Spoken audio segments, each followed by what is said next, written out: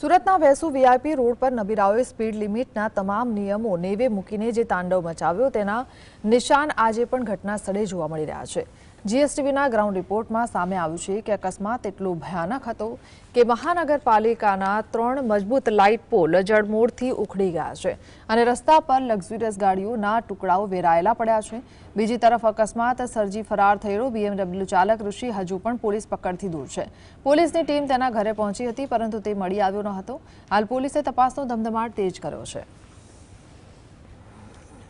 Vesu VIP road પર ગંભીર અકસ્માતની ઘટના સામે આવી છે ત્યારે અત્યારે જે દ્રશ્યો ઘટના સ્થળના બતાવવાનો પ્રયત્ન કરી રહ્યા છે કે હાલ અત્યારે જે વીજ પોલ છે તે સંપૂર્ણપણે તૂટી ગયા હોય તેવા દ્રશ્યો પણ જોવા મળી રહ્યા છે કે જે મોડી રાત્રે અકસ્માતનો બનાવ સામે આવ્યો હતો અને સમગ્ર ઘટનાને જોતા જે વીજ પોલ હતા, જે પાલિકાના વીજ પોલ છે તે તૂટી ગયા હોવાનું સામે આવી રહ્યું છે। 120 થી વધુની સ્પીડે જે છે તે અકસ્માત સર્જ્યો હોવાનું સામે આવી રહ્યું છે। વેસુ પોલીસે તપાસ શરૂ કરી દેવામાં આવી છે।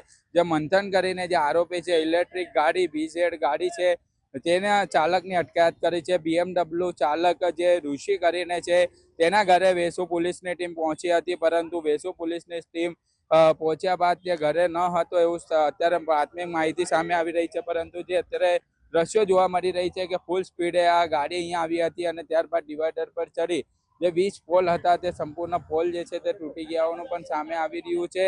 જે 3 જેટલી વીજ પોલ હતા અને ખાસ કરીને જે અત્યારે જોઈ શકાય છે કે સંપૂર્ણ ગાડીના કચ્છરદાન જે અહીં જોવા મળી રહ્યા છે।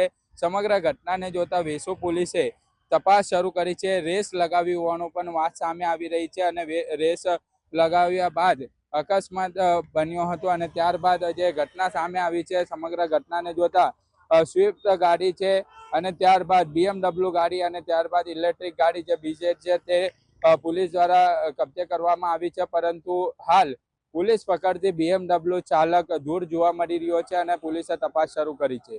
સાહિદ જગતાપ, GSTV।